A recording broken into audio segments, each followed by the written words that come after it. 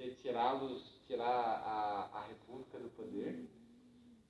Quem passa pano e quem quer fazer as coisas em banho-maria, quem quer deixar a República acontecer, é o Dom Pedro II.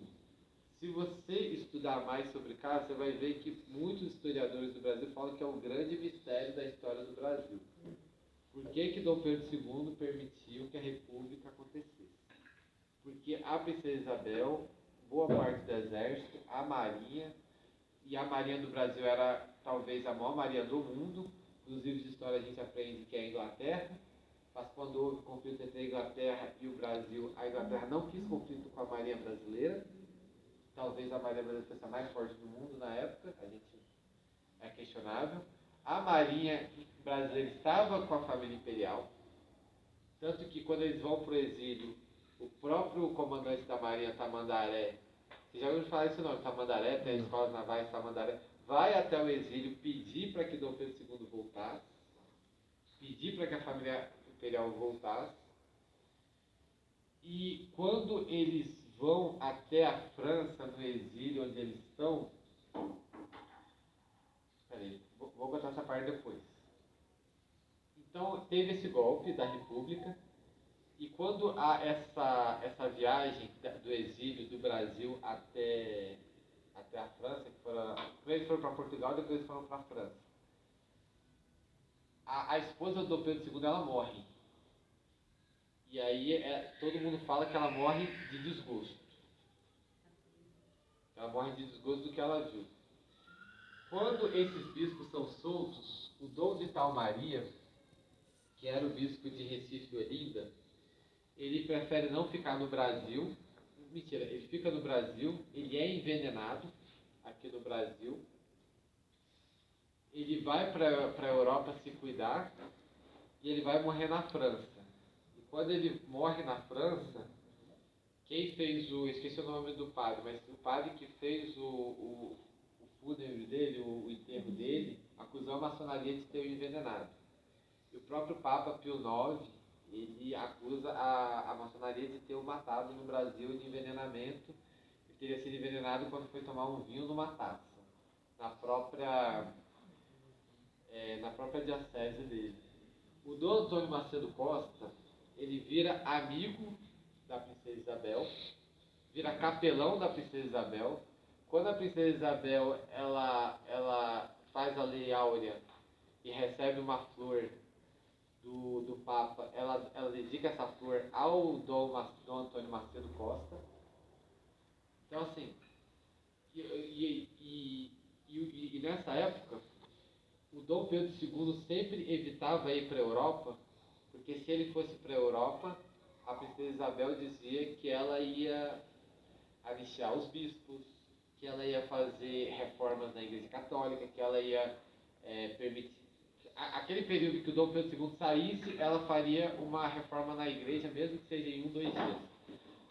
Vou dar um parênteses agora para vocês, um pouco para a nossa realidade. Vocês conhecem o Coronel Melo Araújo? Uhum.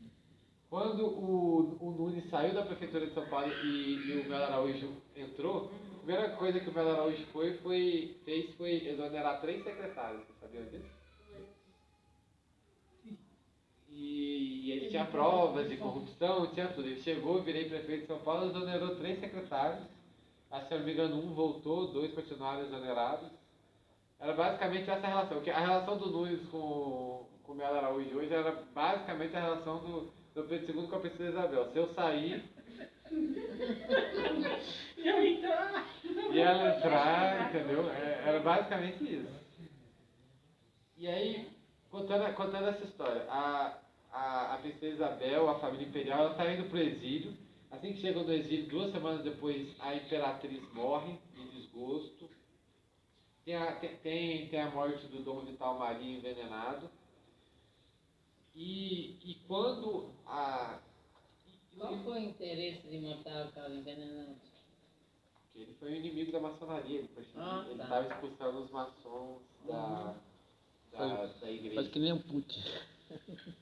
E aí pouco tempo depois, o Dom Pedro II já estava velho, ele já estava bem velho quando ele perde o reinado e poucos anos depois ele morre, o Dom Pedro II. Quando ele morre, a primeira coisa que acontece é a Marinha ir até a princesa Isabel e falar, não, agora você a gente confia. A gente sabia que o seu pai tinha esse negócio com a maçonaria, ele passou pano, mas você a gente quer de volta.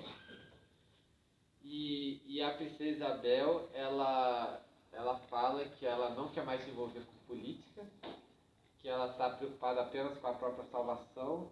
Ela fica muito consternada, principalmente com a morte da mãe, e ela também viu o pai morrer. Tem as irmãs dela que também... Aí tem a lenda que fala que as irmãs dela e os sobrinhos dela teriam sido tratados por Sigmund Freud na França, na Áustria, quando a família imperial foi para a Europa, porque eles enlouqueceram, boa parte deles de fato tiveram problemas psiquiátricos. A princesa Isabel fica muito consternada com o que aconteceu com a família dela. Ela fala que está só preocupada com a própria saúde mental da família, a salvação dos filhos, a salvação dela.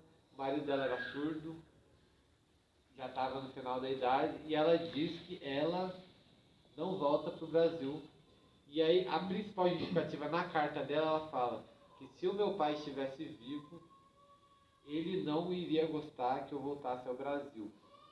Ela fica doente, sabe? Ela quer, no final da vida, tentar voltar para o Brasil, não consegue por causa da doença dela e ela morre.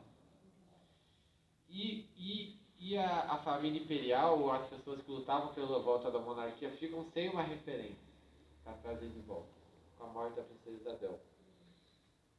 Entendeu? Então, assim, e aí o resto a gente sabe o que aconteceu. E é isso que eu queria trazer aqui para vocês hoje. Vocês têm alguma coisa para perguntar?